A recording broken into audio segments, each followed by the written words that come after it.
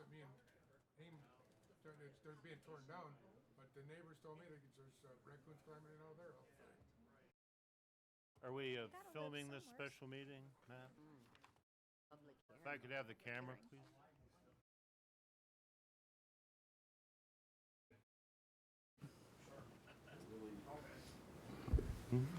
Coming around. Did a really nice job out front. I'm going to assume that that is moving. So we'll call the public hearing regarding SAW grant program to order. The date of this meeting is June 19th, 6:30 p.m. 17th. 17th, yeah, all right, I'm already on Wednesday. If everyone would please rise for the Pledge of Allegiance. I pledge allegiance To the flag of the United States of America and to the republic for which it stands, one nation under God, indivisible, with liberty and justice for all. You made it back. We could have roll call, please? Councilpersons Breeding. Present. Higgins. Here. Kelsey. Here. Parkinson. Here. Ross. Here. Salcido. Here. And Mayor Carnes. Here. All right. Purpose of this meeting is, as mentioned, to discuss the SAW grant. And with us tonight is Ryan Kern, project manager from Hennessy Engineers, who is getting his ducks in a row right now.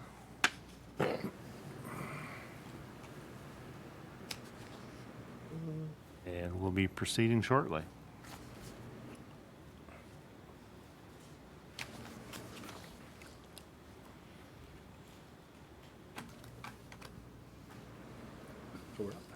Do we have that?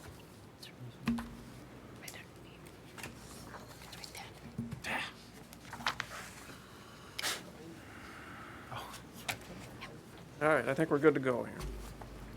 All right, again, I'm Ryan Kern with Hennessy Engineers. Sharon Julian's here also to record the meeting per the requirements of what was the MDEQ, the Michigan Department of Environmental Quality. They've recently changed their name to the EGLE, which stands for the Department of Environment, Great Lakes, and Energy. So if you hear me talking about the EGLE, it's the former DEQ. The purpose of the public hearing tonight is to go over where we're at with the SAW grant program and then also to discuss the project plan that we've prepared, getting ready to submit by the end of the month to EGLE for some sewer rehabilitation work to take place hopefully next year. Everyone's got a copy of the presentation here. We've also got it up here on the screen as well. Just as an overview, I'm going to go over briefly some of the sewer improvements that have been completed in the last few years, go over an overview of the SAW grant program and talk about the work that's been completed to date, the results of the work that's been completed to date, and talk about the potential alternatives for sewer improvements, the costs, and then what the next steps are to finish the SAW grant program. So Lincoln Park's been pretty proactive with addressing needs in the sanitary sewer system since 2012. There's been quite a few projects that have taken place since then. Back in 2012, the city did get $1 million in grant money from the state to do the S2 grant program, where we did a lot of the same stuff we're doing now with the SAW grant, doing cleaning and televising of the sewers, manhole inspections, smoke testing, flow monitoring. That work was completed back in 2014. That resulted in a sewer lining project that took place, a $1.2 million project where we did rehab quite a few sewers. That work was focused more on the northern third of the city. In 2014, with CDBG funding, the city did do some full-length lining in the north end of the city where we had some pretty rough-looking sewers there. We did 2,200 feet of full-length lining and then did 7 sectional-length liners as well. In 2016 is when we did the sewer lining program. Based on the S2 grant results, we used state revolving fund loan funding for that. We did almost 12,000 feet of lining. We put in 41 sectional liners, and we also did 22 open cut excavations where sewers were basically too severe to put a lining in. They were either broken, partially collapsed, to where we had to actually dig them up and replace them. Last year, we did some emergency sewer lining based on some issues that we came across. The biggest issue was under the Sexton Kilfoyle drain at Dix Toledo Highway there behind the old CM bar. We had a collapse in the sewer there where the drain water was going into the sewer system. We had that repaired along with a few other locations that we identified and did some lining as well with that. Spent $175,000 on that. And then this year, based on what we've seen in the SAW grant program so far, those areas that were the worst, we've addressed within the past year. We did $150,000 worth of lining work, basically in the neighborhood south of Southfield Road, east of Fort Street. We did 2 open cut repairs in that area as well. And we're currently working on the miscellaneous sewer repair program where we had 10 sewers that required repair. Today we have 6 of the 10 completed, and we should have the rest of those completed here within the next week. And we had several missing or failed bulkheads when the sewer was a combined sewer system, and when we separated it, we basically blocked off the flow from the storm sewer system. That's called a bulkhead. Several of those either failed or were missing, and we're working to replace those as well. So to date, based on all the work that we've done since 2012, almost $5 million has been spent on planning and corrections to the sanitary sewer system. So to continue with that, the city did apply for, back in 2013, for a SAW grant program, which stands for Stormwater, Asset Management, and Wastewater. The state had $450 million available for all communities in the state for sanitary and storm sewer planning. The maximum amount a community could get was $2 million, and Lincoln Park was successful in getting that maximum of $2 million. Grant applications were due back in 2013. They had about 500 and some applicants. So not all applicants were eligible. They did have a lottery back in 2013 to determine how they were going to fund them and who would be funded and when. Roughly about $100 million every year was funded. So in that lottery, Lincoln Park was awarded in 2016. And then there was also a match to that. The first $1 million had a 10% match that the city had to cover, and the second million is a 75% match. So overall, it's a $2.44 million project. The work has to be completed within 3 years, so we have till November 30th of this year to complete the SAW grant work and prepare an asset management plan of our findings and what the city, basically prepare a capital improvement plan for the next 20 years of planning, basically to outline continuous cleaning and televising and maintenance of the system, as well as future capital improvement projects. So the SAW grant program included cleaning and televising over the 3-year period. We did a program each of the 3 years, and I'll go over that in more detail in a little bit. We did manhole inspections in those areas that we cleaned and televised the sewers. We did some more smoke testing to identify any illicit connections or any locations of inflow and infiltration of rainwater into the system. We continued with the flow monitoring that we were doing with the S2 grant program. In addition, with this grant program, we also did a detailed evaluation and asset inventory of all 9 pump stations in the system, as well as the retention treatment basin. We're developing a GIS system for the sanitary system. We're analyzing the sewer rates, and then we'll develop the asset management plan. The main purpose of the SAW grant program is really to focus on asset management planning and being able to prioritize and identify the needs in a 5 and 20-year capital improvement program for the city, and be able to identify structural defects and locations of infiltration inflow into the system to have those corrected in a timely fashion, and identify any capacity issues, and basically being able to better maintain data and records in the future with the system as well.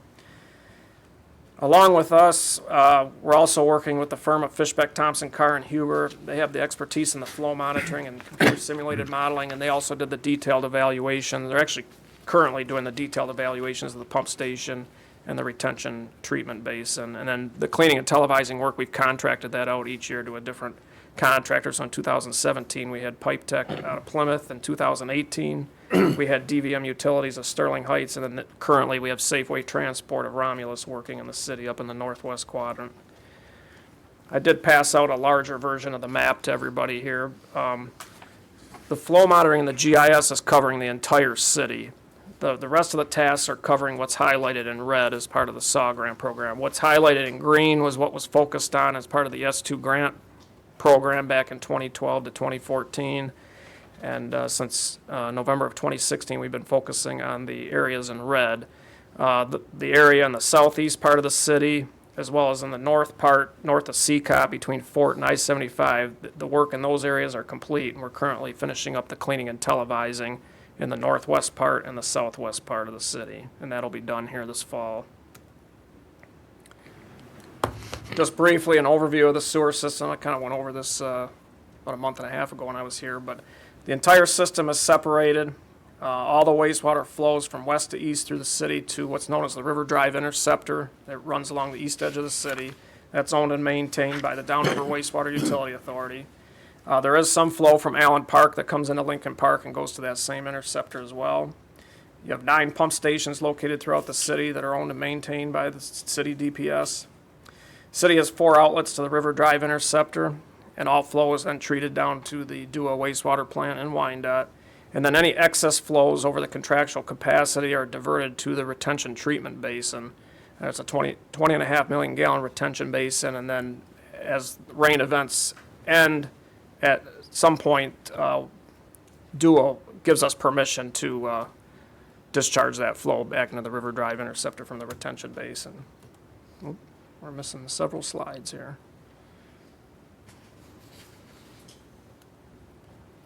I'm not sure, I'm missing half the presentation here.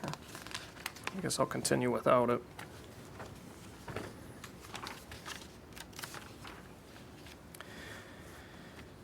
Going in more detail with the tasks that we've completed, the cleaning and televising. Again, we've been doing that over a 3-year period. Started in the southeast part of the city, working our way around counterclockwise. We're rating all the defects that we find 1 through 5 based on the Pipeline Assessment Certification Program that's been adopted by the National Association of Sewer Service Companies. A 1 is a minor defect, a 5 is considered a severe defect. So in order for a city to do sewer rehabilitation through a state revolving fund loan program, it has to be rated either a 4 or a 5, poor or very poor, in order to be eligible for rehabilitation.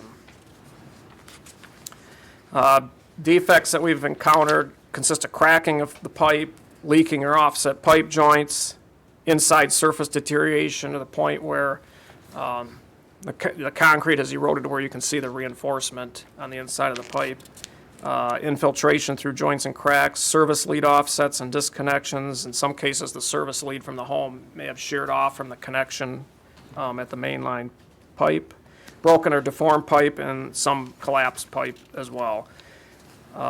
There's been several locations where we've identified broken or collapsed pipe, and we've had those immediately addressed. So we've done quite a few of those already.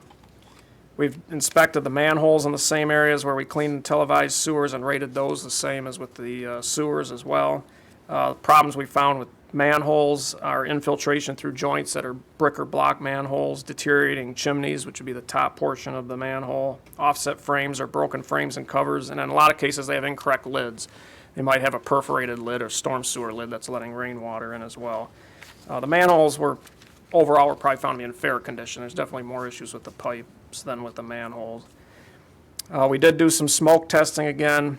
We're looking for illicit connections, mostly catch basins or storm sewers that might still be tied into the sanitary sewer system, downspouts from buildings that might be connected to the sanitary sewer system, defective cleanouts that have missing or broken caps, cleanouts possibly on abandoned or vacant properties that haven't been maintained. And we found a little bit of all that, and we've provided a list to DPS as far as those issues that need to be resolved. Most of them are pretty minor that can be addressed through contacting the homeowner. A lot of them are on private property, so it's up to the homeowner to correct that. We have continued flow monitoring of the system.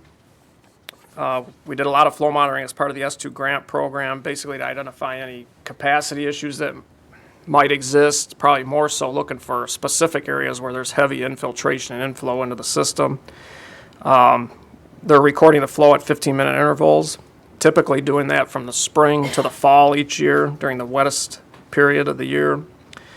One thing that with the flow monitoring for several years, when Wayne County still had the downriver system, they were constantly telling the city that they were exceeding their contract capacity, and we did a lot of work with that, and the flow monitoring helped with that to identify that that wasn't the case. We were meeting the contractual capacity. We were able to demonstrate that recently with do, and I think that issue's been resolved now. I know they were, at one point, there were threats of fines, and that's gone away now, so.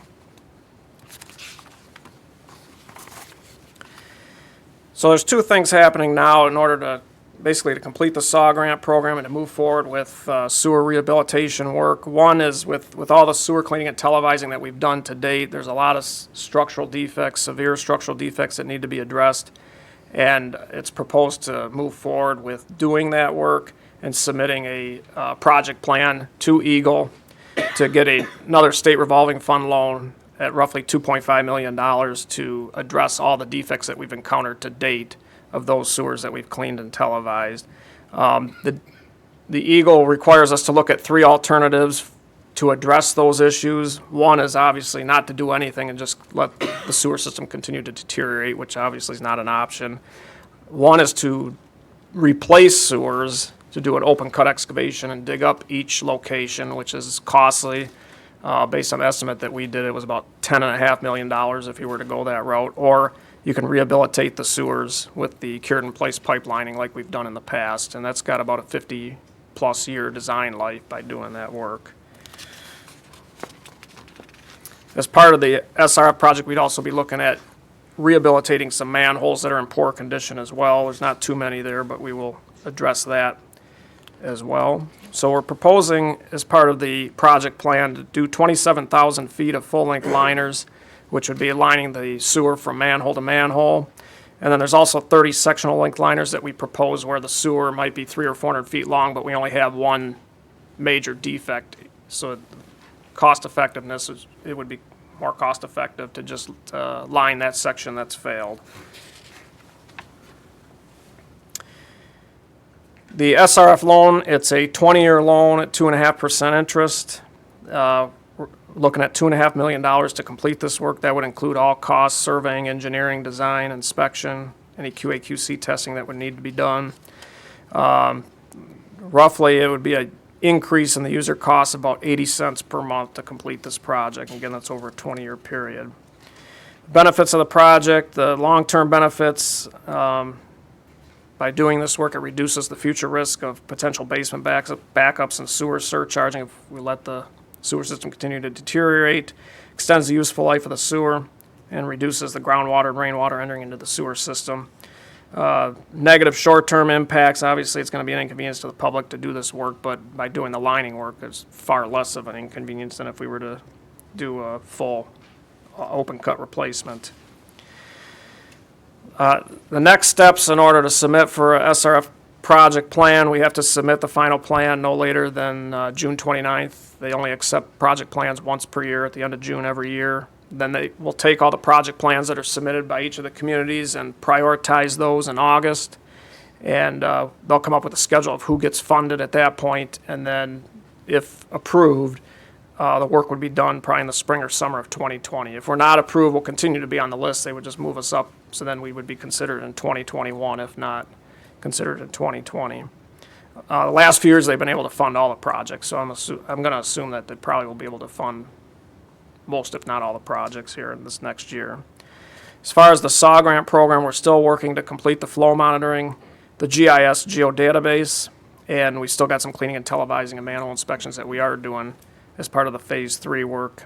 And we're also finishing up the evaluations of the retention basin and pump stations as well, and we'll have that done here this fall to prepare the final asset management plan. With that, I'll open it up to any questions anybody has.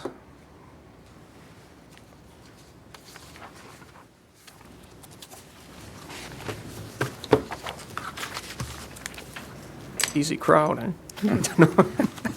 Well, anything from council? Well, Your Honor, if Yes, I may, through go the chair. ahead. Ryan, did I misunderstand? For future, it's going to be a loan versus a grant? The construction would be, there's no grants out there right now for construction work. It would be a loan program, yes. Yes. Okay. Anyone from the audience wish to be heard? Reference?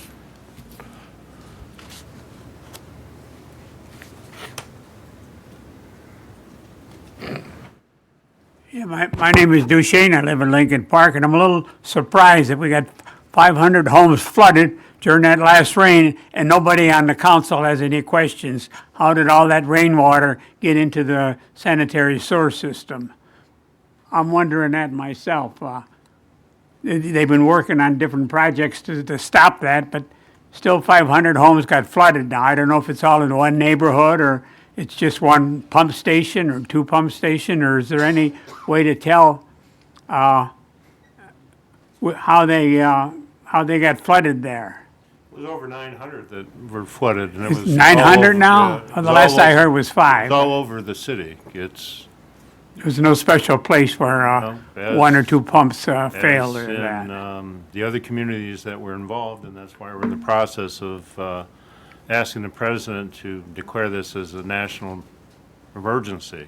It wasn't just because of our system, it was the amount of water that we saw in that short period of time. Yeah, well, my question is just, how could all that water get into the sanitary sewer system when they're supposed to be separated? We got a lot of faults in it, I guess, even though they repaired some of them, but I guess there's lots to be done yet. Brian, do you have a response to Through the that? chair too, before he steps down. Yeah, there's several reasons. We got an extensive amount of rain. I think we had 3.5 inches of rain within a short period of time. Obviously, a lot of the homes in this city are still, the footing drains are still tied into the sanitary sewer system. Any home basically that was built prior to 1970 most likely still has their footing drains tied into the sanitary sewer system, not the storm sewer system. That's a costly undertaking. Most communities have that issue. Obviously, as we found with the cleaning and televising program, we've got infiltration coming through manholes, pipe joints. And again, we haven't addressed the entire system. There's still a lot of the city that hasn't been cleaned and televised yet through these 2 grant programs as well. Like we found, like we said last year, we found a broken pipe where we had creek water coming in to the sewer system as well. So, I mean, we're always finding items where infiltration and inflow are coming into the system. It's an older system that's expected. Councilman, you had something? Yes, Mr. Duchesne. Mr. Duchesne, have you been down by the river lately? It's No, overflowing the banks. There's so much water in the Great Lakes right now, everywhere's getting overflowed. So that water's got to go somewhere, and it's backing up into the areas. you know, So it's all the way from Chicago all the way around, every single Great Lakes there are. I always went by the old adage, the more you know, the less you know. Now, I used to be real concerned about the heights of the lakes and the river, because I lived on it for a few years. And the National Geographic, or the city, or the government geographical outfit, or whatever it is, they go by the average sea level. And it used to be around 670, I guess, and I heard on TV now it was 31 inches above normal. And through the years, it'd go up and down above the national, but not one newspaper or a TV told you what the average was, and it's above sea levels, how they measure it. I remember that from 50 years ago. Well, if you go down there, all the marina docks and everything, they're all underwater. So I've never seen that before. And the water's coming into Bishop Park, and I guess they expect it to come over into Dingle Park soon.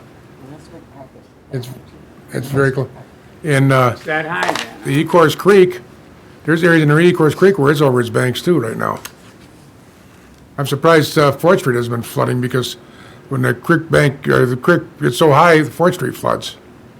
So it's a problem. It's all over. It's not just Lincoln Park. It starts at Chicago and Lake Superior, Lake Michigan, all the way around. There's so much water that the saturation in the state is just horrible. Yeah, that's how they used to measure it, above sea level. Well, I heard it was 33 inches above, but you say 31? That's what I heard on TV. And then I think they said the next day or so it went up to 32 inches above normal. I had a boat years ago, and I've never seen it this high. So, Now, That's I all. remember when they built I-75, they put a sewer under there, you could drive a car through it. And it was also like a retention basin too, I guess. But where that water was pumped to, I don't know. Is it in the Rouge River or the Ecorse Creek or?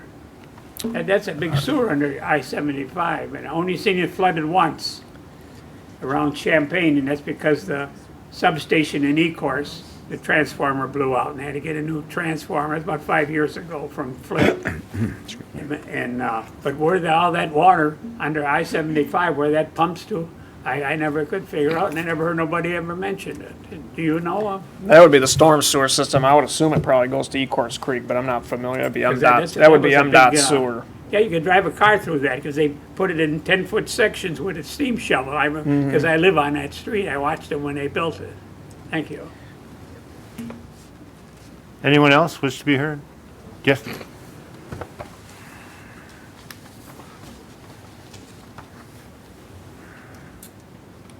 Lita Tony, president all my life. I'm here to state a concern with the sanitary sewer system and my basement flooding for the last 3 decades. I've documented 44 significant floodings in my basement. Initially, through Don Mandernack, who knew of what the problem was, and I understand at the time, DPS personnel were sent out to do monthly cleaning of the debris in the manholes. Early retirement, less personnel, that stopped. I was working during the time, and every time my basement backed up, I would call. I have a record of 27 years of service calls for DPS to come out. That's the brief history. To fast forward, I will start with the year 2015, where Hennessy came out to televise the system. It's a T system, meaning there's a 90-foot section where my home is tapped into. On the other side, which is Marion, there's a 100-foot section. And then that's the other T section. And then the line from the middle, which is manhole 94, goes to manhole 95 and 96, going north to south. There is a significant amount of stormwater getting into the system, and I know that from a LiquiForce report in 2012, where they recommended rehabilitation in specified different areas of the system to prevent further deterioration. After requesting a meeting with Brad Coulter, the emergency manager, he did direct some work done, and the only thing they did was they did the cured in place material from 94 to 95 to 96. They did nothing to the T section, which is from 92 to 94, and then 94 to 93. 92 to 94 is the Ferris side, 94 to 93 is the Marion side. Where my home taps in, the line is dropped. It's at a low point. If you stuck a camera in there today, I can guarantee you the water, the pipe would be full of water. The water does not flow out as it's directed.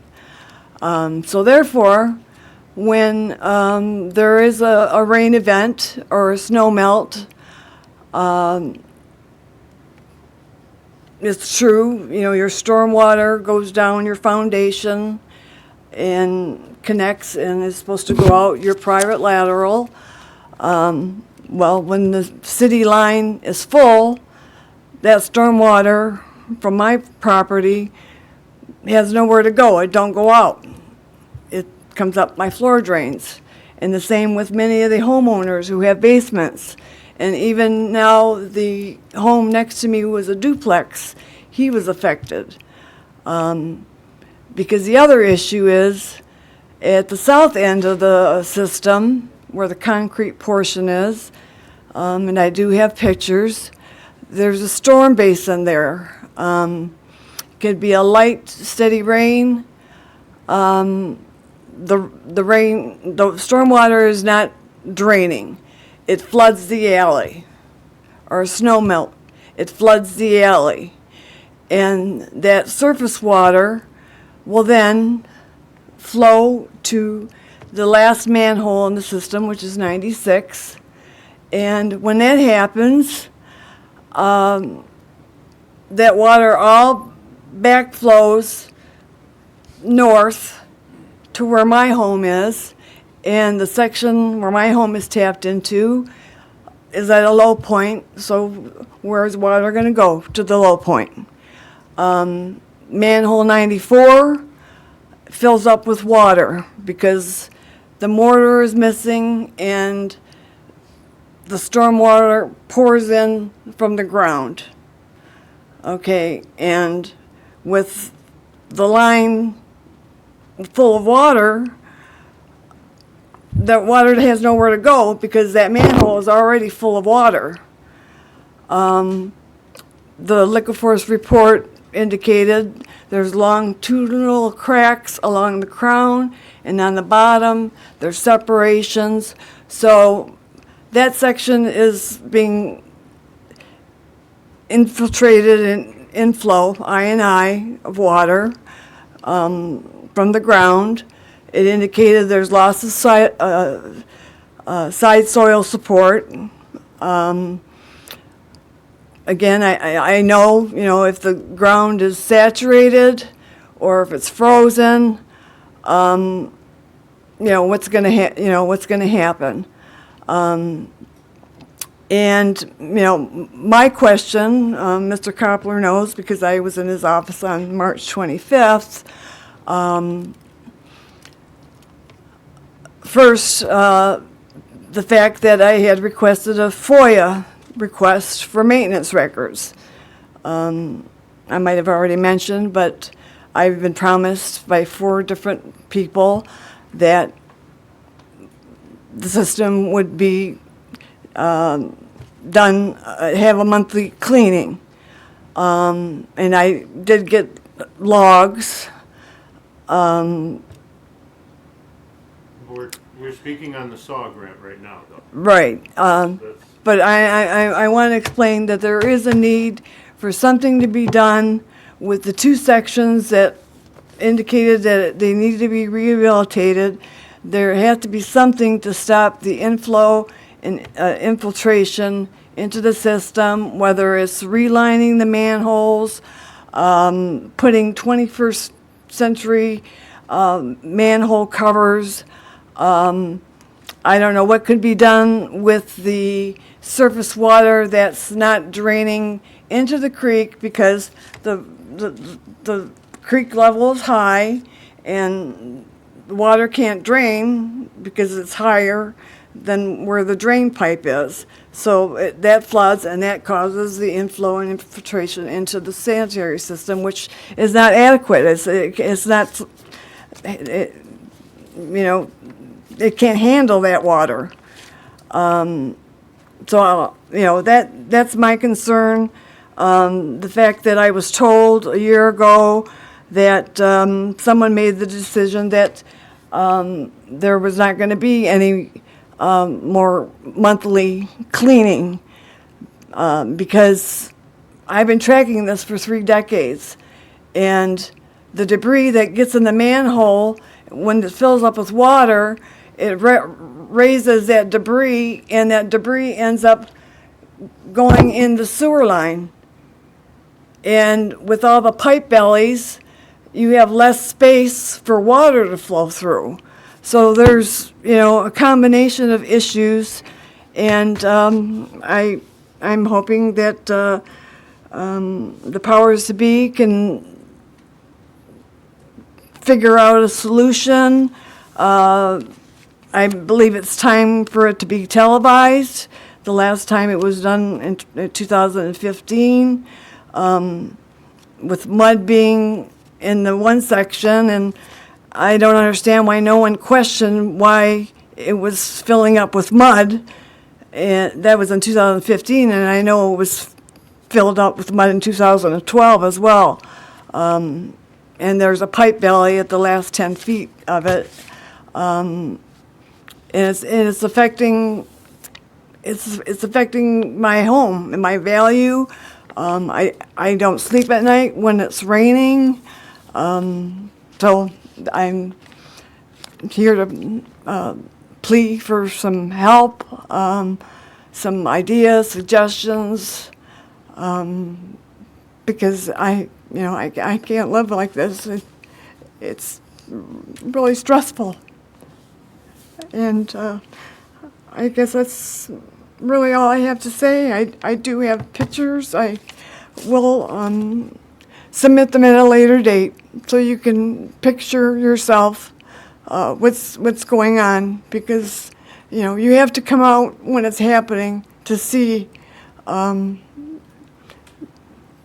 what's happening. And if this happened to every area and basements in every area, I would not be saying anything.